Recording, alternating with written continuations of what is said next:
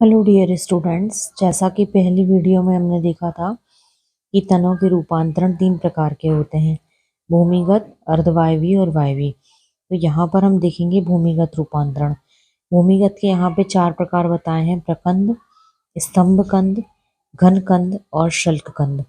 तो एक एक करके हम चारों को देखेंगे। आप ये मान के चलिए कि नीट के पेपर में, साथ ही आपकी 11th के पेपर में, कई सारी एग्जाम्स में जहाँ पर साइंस का पोर्शन आता है प्लांट, उसमें भूमिगत रूपांतरण के ये चारों के उदाहरण हमेशा पूछे गए हैं। चाहे आप कुछ भी समझ लें, कैसे भी याद करें, ट्रिक के साथ याद करें, पर आपको ये याद करना बहुत जरूरी है। सबसे पहले प्रकंद।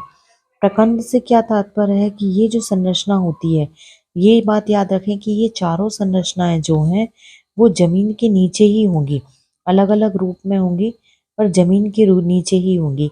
तो प्रकंद जो है वो भोजन को संग्रहित करते हैं, भूमि की क्षैतिज वृद्धि करते हैं। क्षैतिज मतलब जैसे ये हो गई आड़ा, आड़ा जिसे हम कहें, एक होता है खड़ा। तो आड़े में वृद्धि जो करेंगे, भूमि के समानांतर जिसे हम वृद्धि कहेंगे, तो भूमि के क्षैतिज वृद्धि करते हैं। इसके बाद प्रकंद की क्या विशेषता होती है?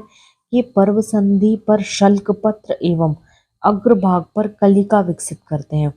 पर्व संधियां आज किसे कहते हैं? जैसे मैंने बताया था आपको कि ये पर्व संधि है, ये जो भाग कहलाया ये पर्व संधि है।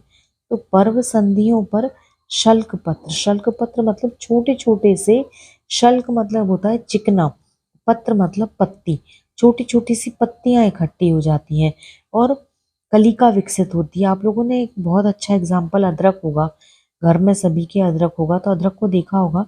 अदरक की जो संरचना होती है, उस संरचना पर ये छोटे छोटे से ऐसी कली के समान संरचनाएं पाई जाती हैं, कोई प्रॉपर शेप नहीं होता। तो इन्हें हम क्या कहते हैं? कलिका का विकास। तो छोटी छोटी सी जहाँ ये कलिकाएं होती हैं, वहां कुछ ऐसी गांठों के समान आपको संरचना देखने मिलती होगी। तो ये होता है प्रकंद, मतलब अदरक और हल्दी, आम हल्दी जिसे हम कहते हैं। तो ये दो एग्जाम्पल किसके हैं? प्रकंद के। इसके बाद आता है स्तंभ कंद।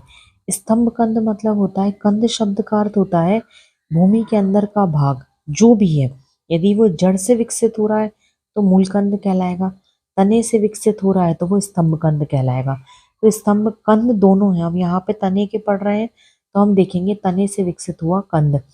इसमें कक्षस्थ जो कलिका होगी, कलिका मैं आपको पिछली वीडियो में बता चुकी हूँ, अपस्थानिक कलिका, अग्रस्थ कलिका, कक्षस्थ कलिका।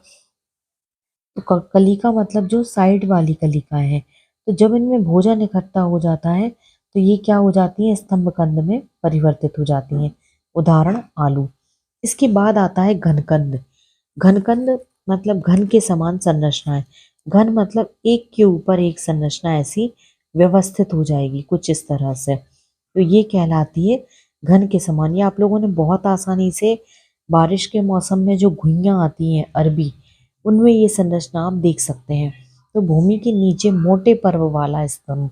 अब मोटा पर्व मतलब ये जो एक संरचना है, ये पूरा का पूरा एक पर्व है। पर्व है, इसके बाद जो आएगी वो पर्व संधि आ जाएगी। तो छोटे छोटी सी संरचना होती है और ये पूरा का पूरा एक पर्व, मतलब आप ये मान के चलें जैसे ये पूरी की पूरी घुइयां की संरचना है, घुइयां जो है, तो ये एक पूरा का पूरा पर्व है। तो उदग्र वृद्धि करता है। उदग्र वृद्धि मतलब जैसे भूमि अगर ऐसी है तो इसके समानांतर नहीं होगा, सीधा होगा। तो घुइयां जो होती हैं वो सीधी वृद्धि करती हैं। अपस्थानिक कलिका के निर्माण, अपस्थानिक कलिका से क्या विकसित होती है? घनकंद। मतलब जो पौधे की अपस्थानिक कलिका होगी वो निर्माण निर्माण करेगी। अरबी हो गई, सूरन हो गया, अनानास हो गया, ये सब घनकंद के उदाहरण है। इसके बाद चौथा आता है शल्क कंद।